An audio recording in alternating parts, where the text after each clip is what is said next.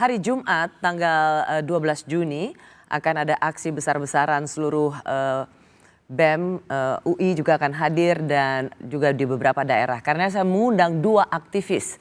Yang satu aktivis yang sudah bersama pemerintahan Prabowo dan yang satu lagi aktivis yang masih di luar pemerintahan. Bung Fahri Hamzah dan Bung Ferry Amsari.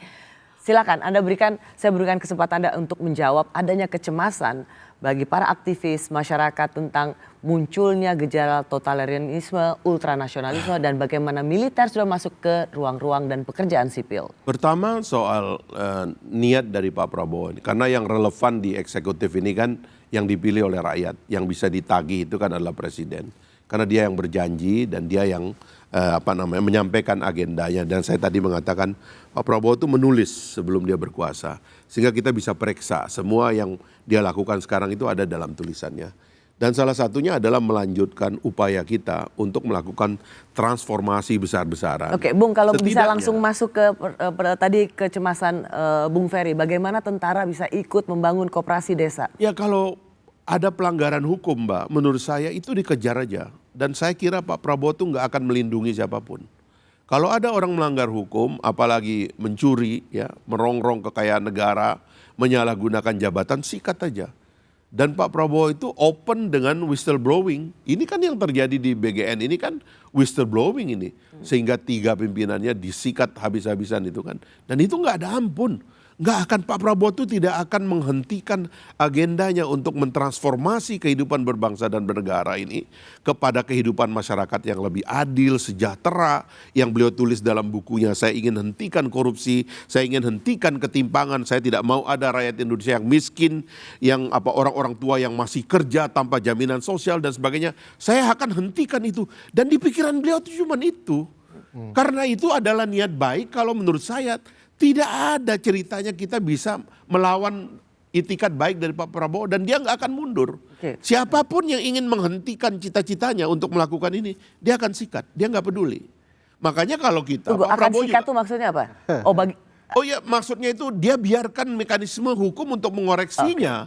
Tapi kalau ada orang yang menganggap oh Pak Prabowo akan melindungi, nggak akan. Orang di sekitarnya aja ada masalah, kena sikat kok. Karena sikat itu maksudnya itu hukum berbicara. Tapi kalau ada misalnya orang mengatakan saya ini kan orang dekat presiden, saya nggak bisa diganggu, nggak ada yang begitu. Sekarang ini makanya di keterbukaan publik ini, di kecemasan teman-teman mahasiswa, kita buka apa yang ganjil.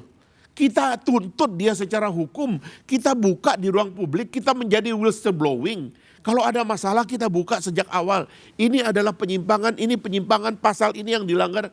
Itu tidak ada masalah, Pak Prabowo nggak akan menghalangi itu. Ya. Tapi tipe pidato Pak Prabowo dan Bang Fahri barusan, itu memang cikal bakal ultranasionalis. Cerita nasionalisme, bahwa ini bukan kepentingan dirinya sendiri, itu juga dipidatokan oleh Hitler dan Mussolini. Bahwa ini untuk kepentingan bangsa, ini untuk kepentingan rakyat kecil, itu semua diceritakan. Fakta di lapangan dengan kebijakan itu tidak tumbuh. Cerita bahwa akan menghantam pebisnis yang merupakan kelompok minoritas 1% yang menguasai berbagai aspek bisnis, itu semua tidak terlihat. Yang ada adalah kekuatan negara mengancam para pebisnis secara sesuatu yang menurut kita juga tidak adil secara konstitusional. Patriot bond lah, atas dasar macam-macam akan ada bond-bond yang lain yang menurut saya itu tidak adil bagi mereka. Misalnya apa yang terjadi dengan Koperasi Merah Putih, menutup Alfamidi, Indomaret dan segala macam, itu kejahatan pola yang sama yang dilakukan ini yang saya bilang, Bung Ferry. Itu terjadi, itu menteri yang ngomong, Bang Jadi Ferry. begini, Bung. Itu bukan secara konstitusional, menteri adalah wajah presiden. Itu frontir dari yang sekarang yang Bang Fahri lakukan adalah membuat tampilan yang buruk dalam segala kebijakan terlihat lebih halus dan baik. Jadi itu khasnya aktivis yang masuk istana menurut saya.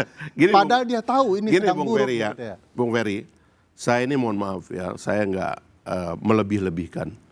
Saya mengambil keputusan untuk terlibat di dalam kekuasaan itu bukan keputusan yang sederhana. Saya ngerti bahwa di dunia ini tidak ada, bukan soal pertanggungjawaban kepada orang. Itu tanggung jawab saya nanti. Jadi jangan Anda menganggap saya menyederhanakan ini soal leisure, soal kegemaran, soal kesenangan, itu nggak ada.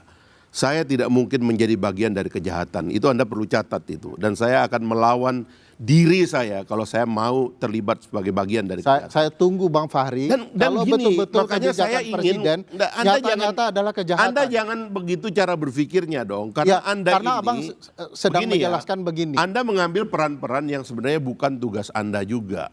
Terlalu banyak yang Anda komentari itu dan belum tentu benar. Bang, semua protes Anda ini Bung Ferry. Bang, ini semua cara berpikir konstitusional. Bang. Iya, oke lah. Karena kalau Anda Abang dosen. bilang, karena Anda dosen konstitusi lalu kita mengatakan Anda konstitusional. Ya, tapi Anda pendekatan yang saya gunakan pendekatan tapi konstitusional. politik lebih cara daripada berpikir itu, Abang, Bung Ferry. cara berpikir buzzer barusan. Approval rate dari presiden ini masih hampir 75%.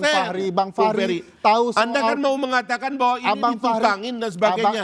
Jadi kalau Anda nggak ada orang Anda percaya, terus kenapa kita berkomunikasi? Abang tahu itu. Anda kan nggak mau mendengar pemerintah. Seolah-olah Anda kalau tidak menjadi bagian pemerintah, Anda hero, Anda berjuang untuk rakyat, Anda yang hebat. Saya nggak tidak begitu. pernah mengatakan Kita diri berdialog saya tenang, kita selesaikan masalahnya. yang Semua tidak niat Bang baik, saya Fahri. udah katakan. Oleh I karena itu guarantee you Abang niat minum saya dulu. baik. Abang Saya minum tidak akan sabar. bergabung dengan kejahatan. Ya. Dan Anda Dan mesti itu juga saya menjamin bahwa Anda juga tidak merupakan bagian dari Yes. kejahatan. Ya. Nah, oleh Bukan karena berarti karena Anda di luar pemerintah, Anda jadi baik. Oh, enggak, Belum enggak. tentu. Saya tidak Karena saya itu baik. mari kita bicara Anda yang baik-baik. memegang kekuasaan. Jangan semua kemudian oleh karena dianggap itu Anda dicurigai. berlaku baik. Basisnya Kalau berapa? Ferry Amsari Dua Tidak bisa aktivis. kita rasional. Kalau tuh. Ferry Amsari kita harus tidak mulai baik, Bang, rasional. itu tidak merugikan banyak orang, Bang. Iya. Tapi kalau Anda, Loh, karena itu Anda jalan. memegang Ini yang justru, kekuasaan, Bung Anda Ferry. harus berbuat baik. Anda kalau begitu cara berpikirnya seolah-olah Anda mengatakan kalau mau jadi orang mulia tidak merugikan orang, Anda masuk di dalam.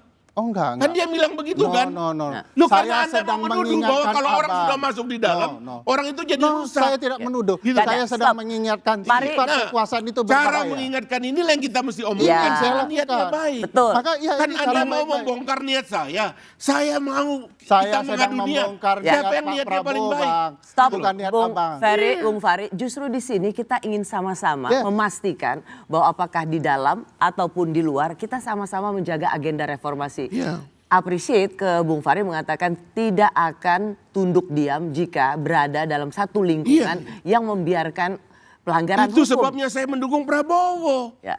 Oke. Karena saya percaya dan saya kenal lama. Itu sudah. Inilah orang yang mempersiapkan dirinya menjadi pemimpin. Itu Ya. juga. Dengan segala macam perangkatnya. Kan boleh saya mengingatkan Iya. Abang. Saya tagih janji Abang, kalau Prabowo salah, melanggar konstitusional, saya ingin kembali Fahri kepada tempatnya. Nah itu dia. Kan boleh kan? Kadang-kadang dia bicara konstitusional.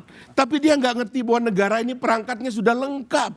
Ada cara menghukum presiden, ada cara menghukum tentara, ada cara menghukum polisi. Semua ada sudah perangkatnya. Anda nggak boleh itu mengambil pribadi terhadap semua masalah. Karena Dan tadi saya begini. Bring back to the saya system. tidak akan ikut terlibat kepada orang jahat. Oh, iya saya dong. ingatkan Abang, kalau seandainya Iya. sistem oke itu jalan, yang saya tanyakan kalau seandainya Abang mengetahui itu salah, saya berharap Abang kembali kepada tampuk di mana publik harus Abang perjuangkan. Bung Kan Ferry, gitu. Bukan soal dalam sistem. agama saya Bung Ferry, Oh, agama saya juga. Anda tidak termasuk yang saya perlu minta konsultasi. Saya punya mekanisme istikharah. Saya kan Dan Anda nggak perlu khawatirkan itu. Cuman Nah, kecenderungan Anda berarti Abang mempersonalisasi, kurang. itu Nah, problemnya. Tapi gini, dalam Bung Ferry, agama saya yang juga agama Abang, tugas saya mengingatkan Abang dalam Iya. kebaikan. Tapi ngomong-ngomong Nggak ini ada soal itu. ini talk show politik bukan program agama. Karena beliau ustadz kan, karena kita harus pakai bahasa ustadz. Tapi juga. saya menangkap maksudnya Bung Fahri Hamzah begini. Dia percaya pada niat baik dan mulianya presiden, makanya sekarang ada di kabinet. Tetapi dia juga memberikan ruang, silakan kalau memang ada yang salah, berikan alamatnya di mana kesalahan itu terjadi karena seorang Prabowo senang dengan whistleblower.